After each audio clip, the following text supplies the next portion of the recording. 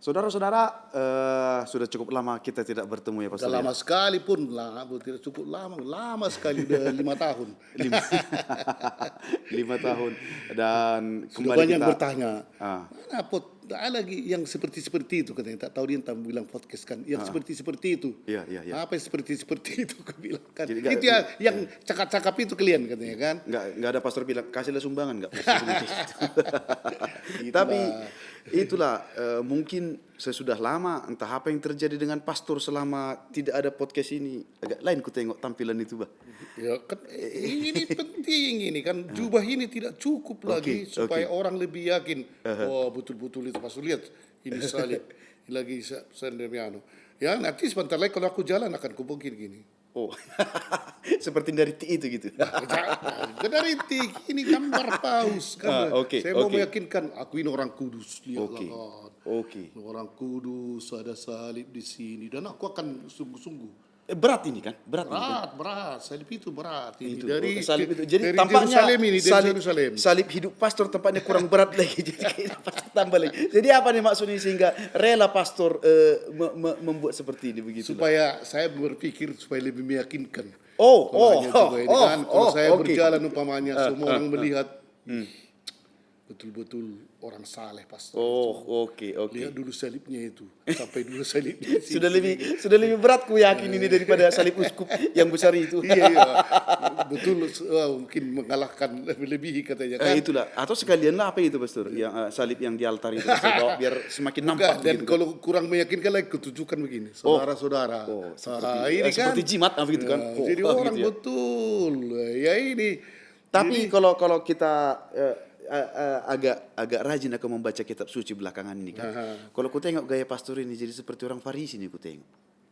Kau pikir orang Farisi itu pun baik nih itu. Aku ini baik ini kan, jangan main-main orang Farisi itu baik. Tapi kan yang pastor katakan tadi supaya lebih meyakinkan. Iya. Begitulah kan. Entah di dalam hatiku lain pokoknya. Lain dulu itu kan. Tak tahu orang, pokoknya aku dari penampilan meyakinkan lah. Saudara-saudara, topik pembicaraan kami memang hari ini adalah tentang farisisme. Kemunafikan. Farisisme. Jam sekarang makin banyak itu yang kemunafikan kan. Itulah, pastorlah salah satunya yang penting meyakinkan kan itu kan. Ada kan menjadi mungkin munafik dalam arti tertentu ya. Tiba-tiba jadi orang barat dia kan. Oh, jadi orang bule begitu. Rambutnya jadi itu mungkin gaya itu kan. Gaya lah. Gaya kan ada sedikit begitulah kan. Lagi hot gitu kan gaya itu kan. Tiba-tiba ada orang barat di rumah kami. Jadi apa rupanya kekaitan kemunafikan atau farisisme ini dengan seperti yang pastor katakan, simbol seperti supaya dilihat orang, supaya meyakinkan. Iya, sebenarnya begini kan, kalau dalam kitab Ulangan itu ya, Ulangan 6 itu ya, atau Ulangan 11. Kalau dikatakan itu karena merasa diri paling benar. Oke. Dan juga orang Farisi itu percayakan tahyul-tahyul. Seperti mitos-mitos kan? gitu. Inilah kan harus dibuat ini untuk mengangkal setan atau apa ini kan. Harus dicelup ke gelas 3 kali begitu baru diminum. Jadi mereka ini mengikatkan kotak berisi ayat pada tangan kiri. Ada di situ ayat-ayat kitab suci kan. Kan banyak juga begitu kan supaya jangan datang setan katanya kan. Dibikinnya minyak babi, Ayat kitab suci ini. Bukan minyak babi ya. Di tangan kiri mereka. Kan? Dan kadang pada dahi mereka, karena itu ada di sini orang Farisi itu kan kalau kalian lihat seperti di sini. Ayat-ayat kitab suci itu. Entah apalah dibuatnya kan. Jadi selain itu mereka ini juga orang Farisi tidak hanya memasang rumbai-rumbai seperti ini kan, rumbai-rumbai ada bajunya kan. Ini berarti orang Farisi juga ini. Jangan ini yang diperintahkan Taurat, tapi memperpanjang rumbai itu makin cantik dibuatnya. Dipanjang-panjangkan supaya orang pun terganggu jalan begitu kan. Disitulah dibuat kain-kain yang cantik sehingga orang tahu orang kaya ini. Nah, jago itu orang kaya ini lihat kan, pakai jeans, pakai apa, seperti inilah itu ya. Tapi kalau lihat dalam Matius itu yang dikatakan oleh Yesus kan apa tentang orang Farisi kalau ini. pendapat tapi memang kan dari hidupnya pun dari awal kan Yesus sendiri tampaknya musuh bebuyutan dengan orang Farisi kan. Iya, sangat jelas itu. Jadi menjadi musuh Yesus aku bahaya juga ini. Makanya aku tadi udah agak betul lagi ini udah ngasih pikirku kan. Jadi di Matius itu di 23 ayat 5 itu Yesus mengatakan mereka melakukan semua perbuatan mereka supaya dilihat orang seperti pastor ini. Inilah sebenarnya bukan dilihat supaya lebih meyakinkan orang ya. Aku lewat dari lapangan voli orang semua. Pastor. Itu juga tidak cukup, harus ada ini. Besar lagi nanti kan. Baru mereka memperlebar tali-tali sembayangnya dan memperbesar rumbai-rumbainya. Ini supaya nampak. Jadi kalau datang angin kan seperti berembus itu. Lebih hebat dari yang lain gitu lah. Mantaplah di foto begitulah. Dan bukan hanya di situ saja.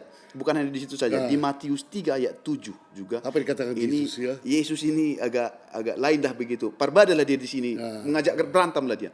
Tetapi waktu ia melihat banyak orang Farisi dan orang Saduki datang untuk dibaptis, berkatalah Yesus kepada mereka, Hai kamu keturunan ular, katanya begitu. Apa? Karena ada itu kan. Ular beludak. Jadi karena ular, tambul, keturunan tambul. Orang munafik memang ini dikatakan Yesus ya. Hai kamu keturunan ular.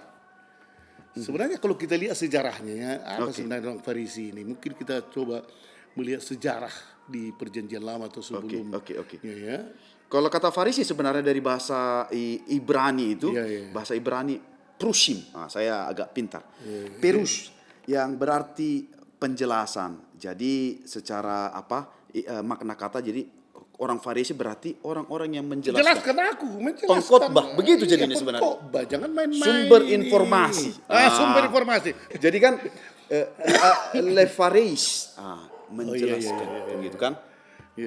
Jadi sebenarnya harusnya Farisi ini sebenarnya orang-orang yang dibutuhkannya sebenarnya kan. Baiknya dia sebenarnya. Memang untuk mengajar. Karena kalau tidak ada yang mengajar, tak ada lagi yang mau. Seperti guru agamanya ini sebenarnya. Anak STP ini.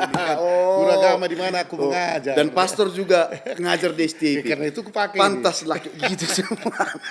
Dan mereka itu belajar ya sungguh-sungguh tentang penafsiran kitab suci. Kata per kata di situ nanti mulai salahnya kan. Dan inilah kan. Jadi latar belakang mereka bagaimana sebenarnya para orang Farisi ini sehingga menjadi berkembang begitu jauh tampaknya. Jadi akhirnya kan kalau diteliti ya dalam sejarah ya, mereka ini akhirnya karena mereka pandai juga ya belajar. Bersekolah tentunya kan. Terus seperti apalah sekolah agama ya. Terus itu dikerjakannya berdua dan seterusnya ya, membaca kitab suci sampai hafal. Sampai Bibelun begitu lah. Dia ya. Jadi sebenarnya mereka ini pengamat dan penegak hukum Taurat yang sangat teliti. Jadi hukum Taurat itu mereka lihat kan, ini begini maksudnya, ini begitu. Dan mereka sangat teliti.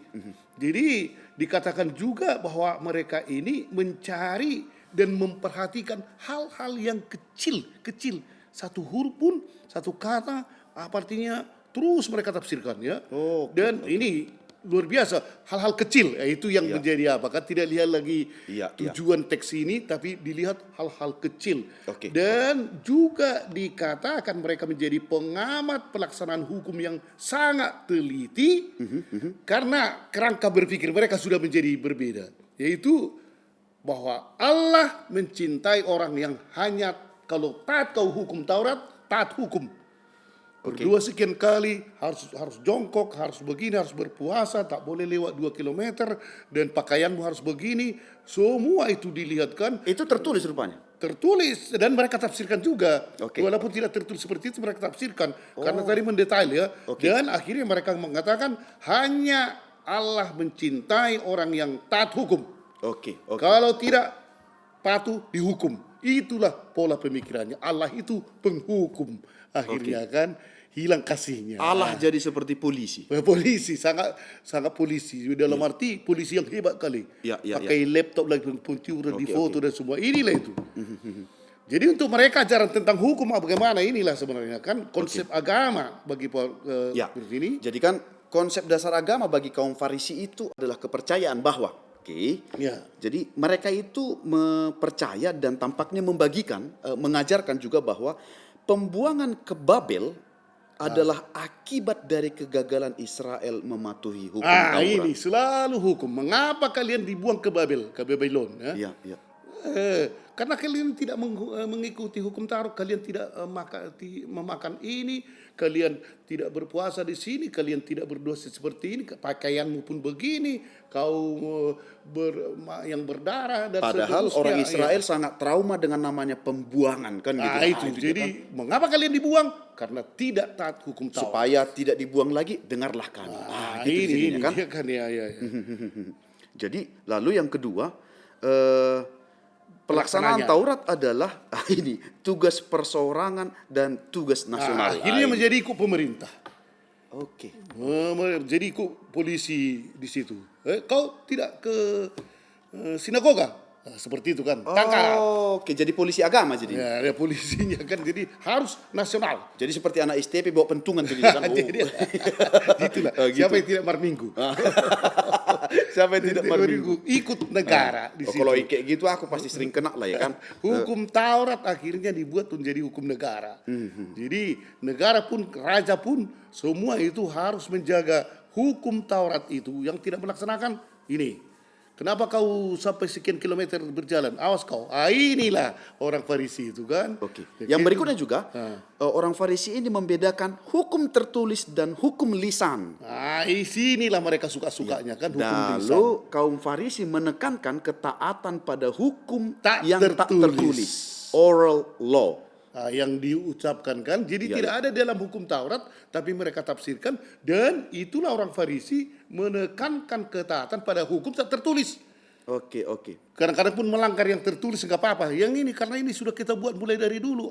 Itulah orang Farisi kan. Seperti jadi bahwa petunjuk praktis sebenarnya jadi lebih penting daripada petunjuk dasar jadinya begitu kan? Iya, jadi kitab Taurat itu mereka tafsirkan karena mereka ahli. Oke. Jadi sebenarnya ini dulu dibuat, ini tujuannya hanya tidak tertulis, tapi sebenarnya ini tujuannya. Ditafsirkannya kan, dan ini yang harus kau laksanakan, bukan yang ini, yang tertulis ini. Itu jadi luar biasa mereka kan. Oke. Dan memang kalau dilihat kan mereka mempunyai kemampuan yang apa kan, yang luar biasa ya dalam menafsirkan Taurat itu luar biasa. Ya. Kaum Farisi yang keempat ini, kaum Farisi membentuk sistem hukum yang diinterpretasikan dan harus dipatuhi oleh kelompoknya dengan tujuan untuk menjaga agar mereka tidak melanggar Torah. Inilah jadi Torah itu Taurat ya. Dan harus dipatuhi oleh mereka itu, harus dipatuhi, harus. Jadi mereka itu membentuk sistem hukum. Berarti ketika tidak menaati Torah ini dosanya besar ini. Serius dan melawan nasionalisme, melawan negara. Ya. Jadi ini melawan negara. Melanggar undang-undang begitu itu. Kan? Jadi begitu teliti mereka diinterpretasikan dan harus dipatuhi, diinterpretasikan ya. Jadi ditafsirkan dan harus diikuti. Padahal mungkin ada penafsiran lain kan. Itulah Yesus nanti menafsirkan. Apakah secara merata mereka atau ada Farisi yang tampaknya agak ada juga seperti si Gamaliel kan dan yang lain kan ada. Tapi sedikit itu. Tapi ini yang menjadi arus utama di Israel itu yang paling berpengaruh. Itulah. Jadi sinilah. Memang mereka itu pandai karena sekolah ya. Mereka membaca pintar Torah karena sekolah sebenarnya. Ada sejenis kuliah subuh atau kuliah apa itu, dan mereka betul-betul belajar Taurat. Terus sudah dibaca Taurat ini ya. Oke. Jadi nyanyikan juga itu Taurat itu. Ya. Nyanyikan juga, saya pernah mendengar mereka di Israel. Afinu shalom aleihim. Dibaca-baca dia, apalagi di dekat tembok ratapan di situ lagi mereka baca kan Alkitab itu terus dibaca, dinyanyikan kan. Itu orang Farisi memang itu begitu mereka kan, dan ditafsirkan pandai mereka itu, malahan ada yang menghafal secara luar biasa kan. Oke. Tapi mungkin kalau disingkatkan tipe-tipe mereka ini sebenarnya bagaimana ya? Ya, di dalam Talmud itu kitab itu kitabnya yang berbahasa Ibrani itu kan, Talmud, dituliskan tentang beberapa tipe orang Farisi.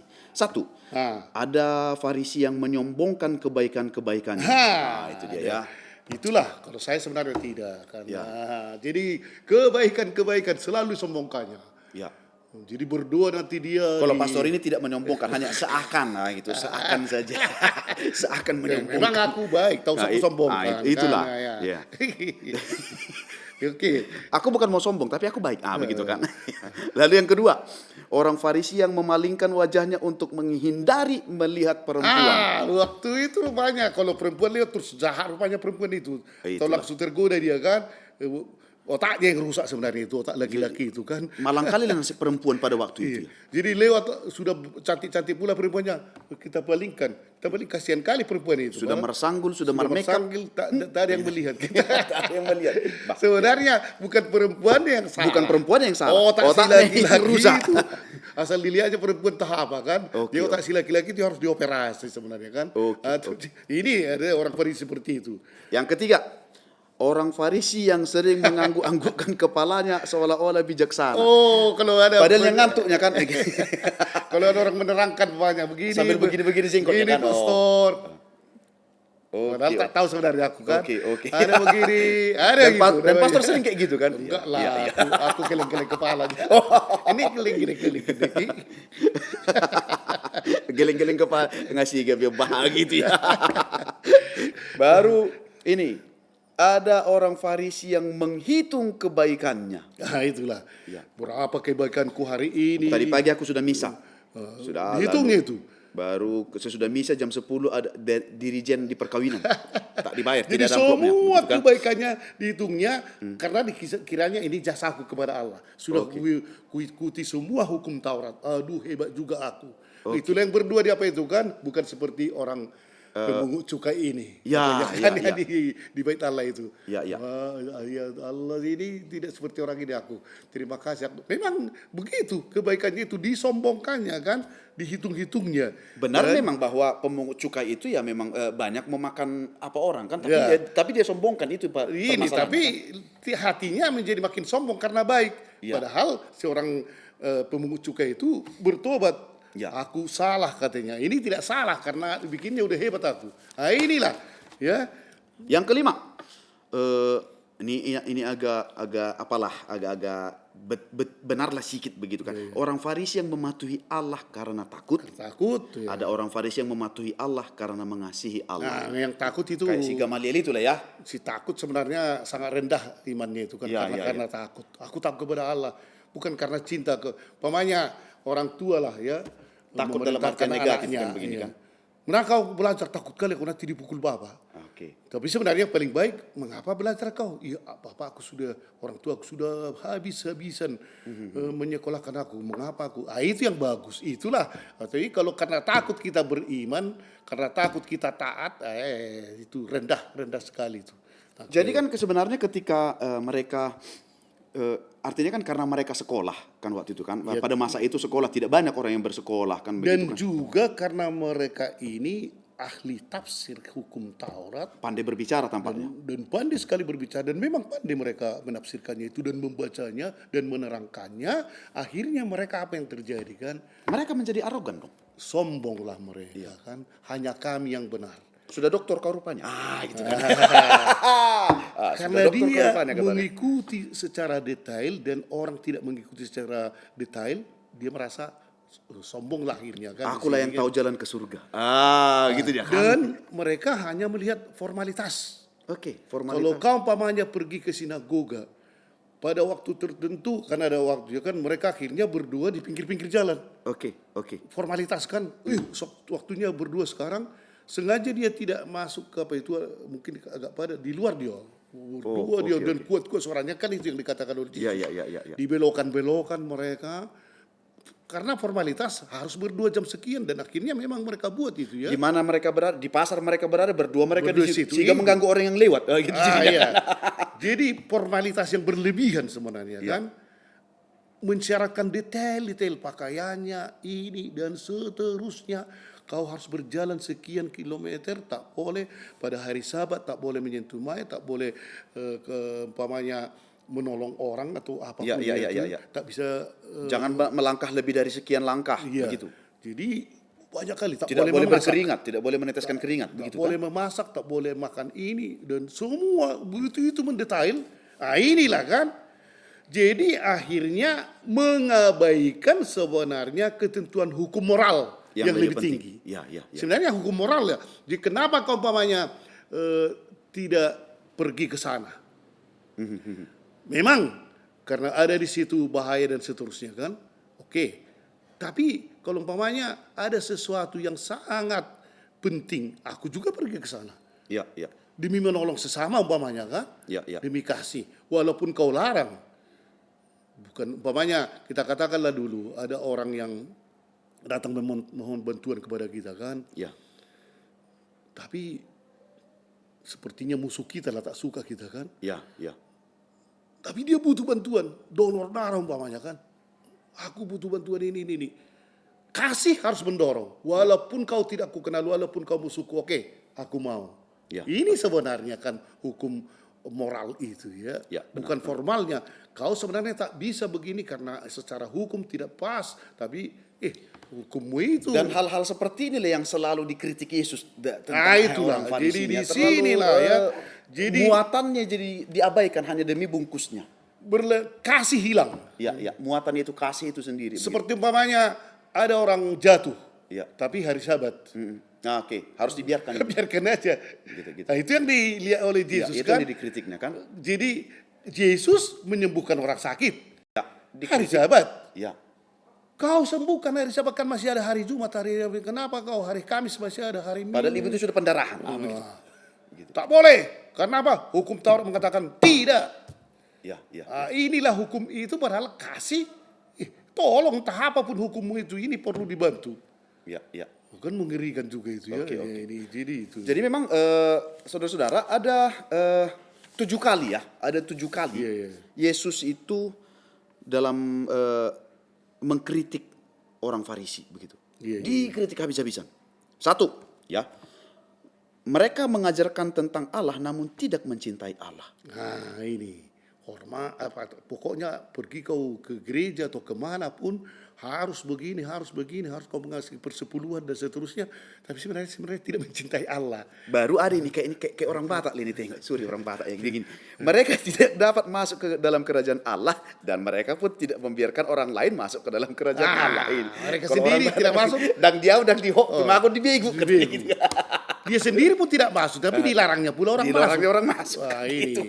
Aku tidak bisa masuk, kau tidak boleh masuk. Gitu. Lalu yang kedua, mereka mewartakan Allah namun membuat para penganut yang baru sebagai itulah anak neraka yang 2 kali lipat lebih jahat. Nah, jadi mereka mendidik, masuk. Diajarkannya menjadi lebih jahat dari dia karena tak ada diajarkannya kasih kan, hanya hukum. Jadi itulah dikatakan oleh Yesus dalam Matius itu kan ayat 14-15. Yang keempat itu juga mereka yang ketiga itu mereka menjalani hukum-hukum yang paling detail seperti menghitung bumbu-bumbu terkecil. Mampuslah kita. Itu dia. Namun melupakan bagian yang terpenting yaitu keadilan, kerahiman dan iman. Jadi bumbu kecil harus ada sasangnya, harus ada ini. Iya. Orang sudah mau mati, kelaparan. Betul. Tapi jangan dulu, belum bisa. Ini harus dibuat lagi ini dibuat ini. Udah mati dia kan itu. Jadi yang detail dilihatnya, yang tujuan besarnya tak dilihatnya. Ini. Mereka menampilkan citra diri sebagai orang suci dan saleh. Namun hatinya penuh keduniawian yang jahat. Aku betul-betul saleh. Ini lihat dulu saya. Jadi saudara-saudara di awal podcast ini tadi ada seseorang yang memang masih menampilkan citra yang saleh begitulah. Supaya yakin orang katanya. Yang berikutnya mereka mengenakan topeng yang tampak indah. Seperti kubur-kubur yang gelap berputih. Keras itu ya. Kau seperti kubur yang betul-betul cantik. Banyak kali kuburan yang cantik. Semaling kerbizana cantik-cantik kan? Cantik kan, lebih cantik dari rumah. Iya. Sudah mau tinggal aku di situ. Tetapi tulang belulang orang mati dan kenajisanlah isinya. Kan gitu kan? Memang nampak sangat jelas kebencian Yesus kepada kritik Yesus kepada kemunafikan ya. Dan mereka mengklaim menghormati para nabi di masa lampau dan bahwa mereka tidak akan membunuh nabi-nabi tersebut. padahal mereka yang membunuh Yesus nanti kan. Ya inilah mereka. Sejarah sampai membunuh, bayangkan iya. ya. Hanya Karena gara-gara demi Taurat. hukum Taurat itu. Ya, ya. Oh inilah kau melanggar hukum Sabat, tak bisa lagi kau wah kau sembuhkan orang pada hari Sabat, kau makan tak cuci tangan dan seterusnya, matilah kau. Jadi untuk apa lagi kita bahas ini sekarang, Pastor? Apa rupanya urusannya dengan masa kini? Sekarang pun banyaknya orang Farisi. Memang kita lihat dulu dalam sejarah kan. Kalau kita lihat coba apa di tengah-tengah masyarakat lah, di Parsahutawan, di Parmargaon, di Parhuriaon, satu di gereja atau di masyarakat, di partai politik atau di petugas pemerintah dan seterusnya, banyaknya itu yang Farisi kan. Jangan kita pikir hanya orang Farisi dulu. Contoh itu kan ciri khas ada beberapa di sini. Kau usah kita terangkan suka bersandiwara dan berpura-pura. Banyak itu kan. Iya. Bersandiwara kan. Kalau apalagi kalau bosnya datang atau kalau umpamanya kawannya pun bersandiwara dia. Dari mana tadi? Ini kan aja. Banyak kali orang bersandiwara. Suka mencari muka. Mencari muka lagi. Tak disembunyikannya keburukannya kan hanya kebaikannya di polesnya. Ini mencari muka. Banyak orang, itulah orang Farisi ya. Motif yang tidak tulus juga kan, Pastor ya. Memang seperti yang tidak tulus kan. Jadi dibantunya orang supaya akhirnya dicekiknya kan itunya itu kan. Pura dicakap-cakapinya maksudnya minta dulu itunya itu tidak Lalu tulus. yang sangat parah juga ini, mengetahui kebenaran namun tidak menurutinya. Nah itulah orang Farisi. Jadi para bapak dan ibu, memang dalam sejarah Farisisme ini kemunafikan sangat dibenci oleh Yesus. Bertopeng, bersandiwara. Dan Farisisme ini sebenarnya adanya di tengah-tengah kita. Mungkin kita pun salah satu pelakunya kan begitu. Dan kan? mungkin justru di zaman ini atau di negara kita ini atau di situasi di dunia ini pun ya, di keluarga dan seterusnya, inilah Farisiisme, kemunafikan itu sangat kita lihat di masyarakat. Tapi kasih lebih penting, bukan hukum lebih penting, kasih. Dan memang kita dikasih Yesus dan marilah kita beragama dengan kasih. Terima kasih, Pastor.